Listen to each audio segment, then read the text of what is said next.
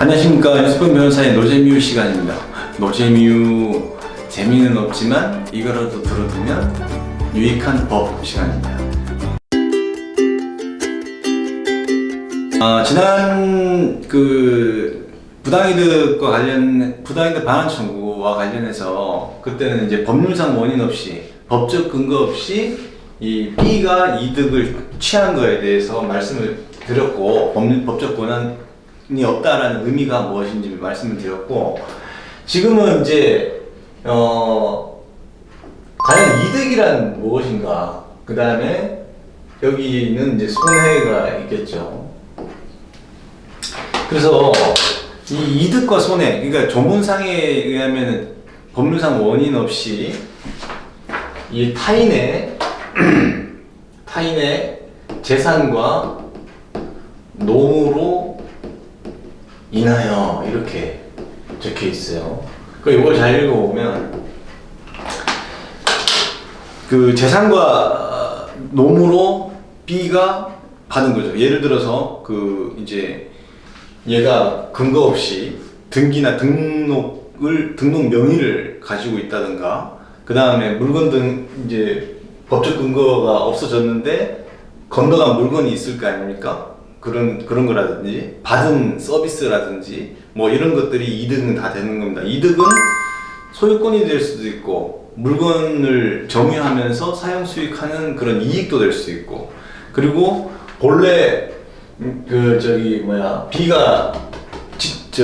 A가 지출할 필요도 없었는데 비용을 지출을 해서 얘가 이득을 보는 경우도 있고, 그리고 아까 말씀드린 대로 등기 명의를 보유한다든지 등록 명의를 보유한다든지, 그리고 이득에는 채권도 들어갈 수 있습니다. 그러니까 다양하죠, 이득은.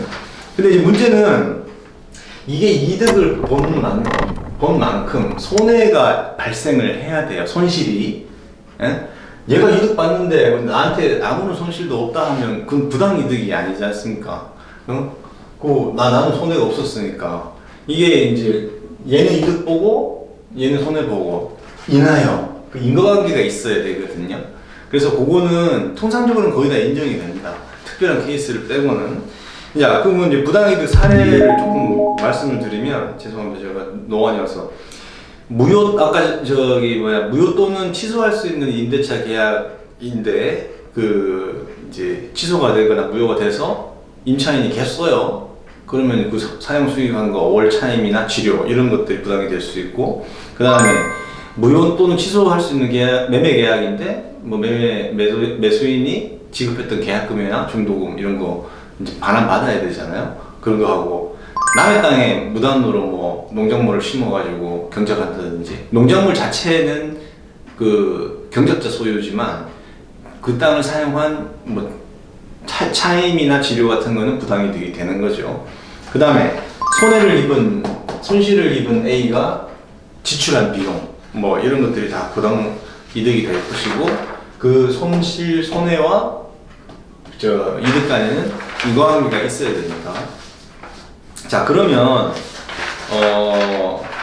통상 이제 인과관계가 있다라고 할 수 있는 사례들은 아까도 설명드렸던 뭐 그런 관계들 뭐 대부분이고, 이런 거 있죠. 왜 캐피탈이나 이런 채권 추심 기간 있잖아요. 채권 주인은 아닌데 돈 달라고 막 뭐 문서 보내고 연락하고 독촉하는 추심 기간, 이게 채권이 소멸을 된 지가 오래됐는데 또는 면책 받아가지고 갚을 필요도 없는데 돈 달라고 추심 기간이 독촉해서 채무자가 돈을 갚는 경우 있죠. 그럼 갚을 의무가 없는 건데 갚았잖아요. 그런 거 부당이득이 되는 겁니다. 인과관계가 인정이 되죠.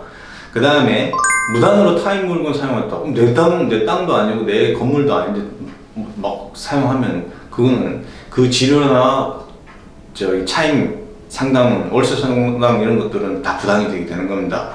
그리고 무효 또는 취소할 수 있는 계약관계에서 이제 무효되고 취소가 됐는데 서로 주고받았던 것들은 다 원상회복을 해야 되겠죠. 각자에게 반환을 해야 되겠죠. 그런 것들이 부당이득이고, 사기나 횡령 이런 취소할 수 있는 사유로 발생한 부당이득하고 손해배상 청구권하고 이제 중복해서 행사할 수는 없지만 선택해서 행사할 수 있거든요. 그럴 때 손해, 그런 것들 다 인과관계 인정되고, 그리고 경매에서 후순위 권리자인데 선순위 권리자보다 먼저 배당받거나 우선 변제권 있는 사람보다 먼저 배당받는 경우, 뭐 이런 거 다 배당 이의 소송 뭐 이런 거 하잖아, 들어보셨잖아요. 그런 것들처럼 후순위 권리자가 받아간 배당금 이런 것도 다 인과관계가 인정돼서 부당이득이 되는 겁니다. 그리고 이제 명의신탁은 그 이제 특별한 게 이제 부동산 실권자 등기에 관한 법률 거기 3조 2항 단서에 적혀 있는 거 빼놓고는 명의신탁은 무효거든요. 그러면 이제 명의신탁자가 돈을 댔을 거 아닙니까? 부동산 살 돈을, 그러니까 그 매수자금 이런 것들 다 부당이득이 되는 겁니다. 그래서 부당이득 판단은 좀 어렵지는 않습니다. 어렵진 않고 특별한 경우 빼놓고는. 그리고 부당이득이 되려면 이놈이 B가 취득한 이득만큼 이 A에게 손해가 나야 되고, 그리고 이 손해와 이득 간에는 인과관계가 있어야 한다.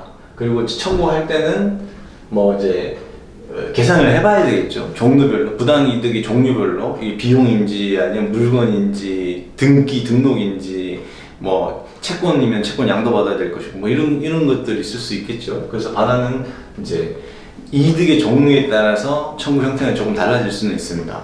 그래서 이렇게 해서 법률상 원인 없이, 그리고 이득 발생과 손해가 발생해야 되고, 그 다음에 인과관계가 있어야 되고, 그리고 청구할 때는 그 부당 이득의 그 이득의 종류와 형태에 따라서 이제 청구 취지 적는 방식이 좀 달라진다. 이 정도로 알아두시면 어느 정도 부당이득에 대해서는